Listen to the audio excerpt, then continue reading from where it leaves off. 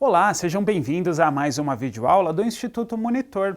Nosso assunto de hoje é manufatura e serviços. Os tópicos a serem abordados nessa aula são a evolução histórica, administração científica, desafio da manufatura. Ao término desta aula, você deverá ser capaz de conhecer a evolução da administração da produção, descrever as fases da evolução da administração da produção. A evolução histórica. Primeiramente, vamos pensar no conceito do termo administração da produção. Administração remete a planejar, organizar, dirigir e controlar. Produção parte do princípio de que eu tenho um insumo, uma matéria-prima, eu vou agregar valor num processo e assim eu tenho um produto final. Porém, feita de uma forma contínua, eu tenho uma produtividade. Produzo um produto, logo em seguida vem outro, e assim eu tenho a minha produção. Mas nem sempre foi assim. O ser humano, ele participou aí de uma evolução que muitas vezes não é fácil para nós colocarmos datas, quando sai de uma e entra em outra fase. Fato é, o ser humano inicia aí atendendo às suas necessidades básicas, muitas vezes de uma forma improvisada, com ferramentas desenvolvidas pelo próprio, assim atendendo às suas questões de alimentação, sobrevivência, segurança. Chega num determinado momento, quando as sociedades vão se desenvolvendo, as cidades e por aí vai, que o ser humano precisa se preocupar em atender não só as suas necessidades, mas a da coletividade. Concomitantemente, nós temos a evolução do quê? Das máquinas. A questão da energia elétrica. A questão de se preocupar em atender a muitas pessoas que não só a minha família, as minhas necessidades individuais. Logo, é o homem moderno hoje, inserido num contexto de que aquilo que ele produz, muitas vezes ele precisa compartilhar com todos aqueles ao seu redor. Vejam, por exemplo, algumas situações que você deve vivenciar.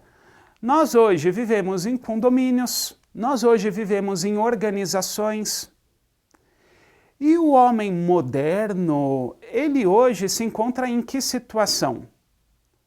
Na globalização, na internet. Então temos aí uma ilustração que mostra bem o que aconteceu. Saímos de uma situação primitiva e chegamos numa situação que dizemos tecnológica. Contexto à parte da evolução do homem, o que nos interessa aqui é a evolução da administração da produção. Essa sim é a nossa matéria e é sobre ela que vamos falar mais a fundo. A produção artesanal. Podemos dizer aí que é a primeira fase dentro dessa ideia de administração da produção. Mas o que tínhamos na questão artesanal? A figura de um homem chamado artesão, especializado, que conhecia todas as fases do seu processo. Suponha que ele produzisse, por exemplo, vamos lá, estofados, móveis. Ele conhecia exatamente cada parte do processo. Era ele que ia atrás da madeira, que fazia aquele processo artesanal, e aí tínhamos o produto acabado, o móvel. Sim. Idem para os sapatos. Era o artesão quem produzia tudo. Todas as fases de preparação do sapato, era ele. Ele quem fazia a questão de colar ali as partes do sapato, era ele que amarrava o cadarço e produzia o próprio. Então percebam que a grande ideia do sistema artesão, o homem conhecia toda a parte do processo. Ele era o dono do próprio processo. Ele era o dono do seu negócio. Logo, se a gente visualizar da seguinte forma, a produção de móveis, conforme o exemplo citado há pouco, eu tenho várias fases até que o móvel esteja pronto. O artesão participava de todas elas. Ele conhecia tudo. Logo, era uma figura especializada. E isso era passado de geração em geração. Nós tínhamos os artesãos que passavam conhecimento para os seus filhos, que por sua vez para os seus netos. E às vezes eu tinha uma família toda especializada em produzir determinado produto. Em determinado momento da nossa história, isso começa a mudar um pouco de figura. Em que momento? Com o desenvolvimento das cidades, o consumo aumenta sobremaneira. E essas cidades precisam de alguém para quê? Para atender às suas necessidades de produtos, equipamentos, que muitas vezes, apenas pelos artesãos, necessidades essas não foram supridas.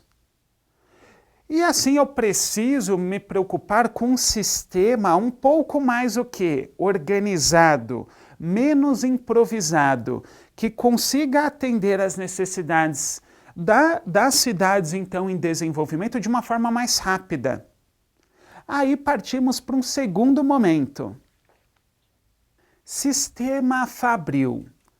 Aqui, a doutrina traz a questão das chamadas revoluções industriais. As datas não são exatas iguais às que eu vou passar aqui para vocês. Pode haver uma divergência ou outra, porém, a doutrina majoritária entende assim: a primeira revolução, 1750 a 1850, a segunda, 1850 a 1950. Tudo bem, mas o que de importante temos aqui? A primeira revolução industrial, começando aí em meados de 1750, ela traz a ideia de maior produtividade. Produzir em grande escala. Ótimo. E como isso pode ser feito? Aí os exemplos são vários. A máquina a vapor com certeza impulsionou essa questão de produzir mais e mais e mais. Sim, os motores, energia elétrica, são vários os exemplos que poderíamos citar aqui. Para nós, qual a ótica que vamos focar? Na administração da produção, eu saio de um sistema artesanal que eu tinha a figura do artesão participando de todas as fases do processo, um grande conhecedor daquilo que ele produzia. Sim, ele participava de tudo. Lembram do exemplo do sapato? O exemplo do móvel? E agora, no sistema fabril, muda. Por quê? Porque eu tenho a figura do operário, não mais do artesão. O operário, por sua vez, conforme as indústrias foram se desenvolvendo, a organização ficou da seguinte forma: o operário, ele se especializa em uma tarefa dentro de um processo maior. Como assim? Sou eu o responsável por apertar parafuso. Então eu fico o dia todo fazendo isso. Ou outra situação. Eu sou o operário que separa as peças. Elas vêm para mim e eu separo. Até aí tudo bem. Alguns estudiosos entendiam que era essa realmente a proposta. A exemplo de Adam Smith. Sim, Adam Smith propunha que existia a questão da divisão do trabalho. Os países, as organizações deveriam dividir o trabalho para que assim elas pudessem se especializar e assim produzir mais e ganhar vantagem frente aí aos seus concorrentes. Essa ideia de Adam Smith foi bem assimilada e assim aperfeiçoada por vários outros estudiosos, a exemplo de David Ricardo, que aperfeiçoou as ideias de Adam Smith com a chamada teoria das vantagens comparativas. Mas tudo bem, contextos teóricos à parte, vamos voltar ao que nos interessa, a prática da administração da produção. Então vejam que temos uma mudança importante. O operário agora, ele cuida apenas de uma parte do processo. Então ele perde a visão do todo. Tem algum ponto de atenção nisso? Sim. Por quê? O operário começa a ficar o quê? Limitado. Ele cuida apenas daquilo, então o trabalho deixa de fazer muito sentido. Ele não é mais o dono do negócio. Então perde um pouco a importância. É aquela questão rotineira. Não tem um engajamento. Percebem que o sistema fabril, as primeira e segunda revolução industrial, mais do que apenas trazerem a questão de aumento de produtividade em indústrias, houve uma mudança social no trabalho? Sim, o artesão que se importava com aquilo que ele fazia, as fases do processo, agora tem o operário, que cuida apenas de uma fase, deixa de ter a visão do todo, o trabalho já não tem mais tanta relevância. Produção em massa. A primeira e a segunda revolução industrial foram aproximadamente em que períodos? 1750 a 1850 a primeira, 1850 a 1950 a segunda, 1950 até os tempos atuais aqui, os anos 2000, a terceira. E aí começamos a quarta revolução industrial, que é a chamada Internet das Coisas, Indústria 4.0, IoT, Internet of Things. O que significa isso? A indústria conectada com a internet, conectada com o consumidor, proximidade, redes de comunicação, internet na nuvem. Isso é o que vivemos hoje. Mas o foco da discussão ainda é a questão lá na segunda revolução industrial. Aproximadamente, então, 1850 a 1950, o homem consegue o quê? A tal da produção em massa. Temos alguns nomes importantes aqui.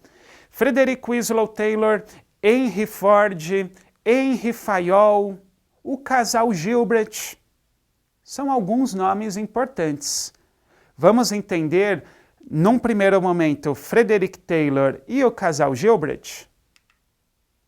Frederick Winslow Taylor, engenheiro americano, famoso aí para quem é estudioso de administração da produção, pois ele é o chamado pai da administração científica. E muitos entendem que ele é o pai da administração. Existia administração antes do Taylor? Com certeza. A questão de planejamento, organização, direção, controle, existe há muito tempo. Mas Taylor conseguiu trazer isso através de experimentos, testes. Ou seja, ele trouxe a ciência para dentro da administração. Para nós, a administração da produção é importante porque ele traz a questão da padronização, testes, estudos, organização racional do trabalho. Deixo o improviso de lado e trago métodos, foco na tarefa, ênfase em estudar o quê? O movimento, estudo de tempos. Essa é a ideia do Taylor. Taylor foi aperfeiçoado pelos estudos do casal Gilbert, Frank e Lillian, que também debruçaram-se aí nessa questão de estudar o movimento. Eles chegaram num nível de detalhes que eles estudavam o operário executando uma tarefa, quais os movimentos que eles faziam com as mãos. E assim padronizaram e disseram assim: essa tarefa, os movimentos são esses que você tem que fazer. Vejam a importância desses estudiosos. Período aproximado de 1911 e 1920, tivemos aí um enriquecimento dessas teorias do que? Estudar a produção, padronizar métodos, procedimentos. Desafio da manufatura. Hoje temos a seguinte situação: o trabalho já não é mais artesão igual foi em outros tempos. Também a questão de produção em massa, já superamos isso, já convivemos com isso. Qual a grande questão hoje? Automação. Sim, aquela operação que era executada pelo chamado operário, muitas vezes pode ser executada por um robô. Como fazer isso sem aumentar o desemprego? Como fazer isso tornando-se mais competitivo? Quais os investimentos em manufatura que eu realmente devo fazer? Essas são questões que a administração da produção deve se perguntar e procurar aí debater. Desafio da manufatura. O grande desafio da manufatura é conseguir fazer com que a organização se mantenha competitiva no mercado e, para isso, é necessário estar alinhada com as estratégias da organização. Chegamos ao final de mais uma videoaula do Instituto Monitor sobre manufatura e serviços. Espero que tenham gostado. Frequente nossas redes sociais. Até a próxima!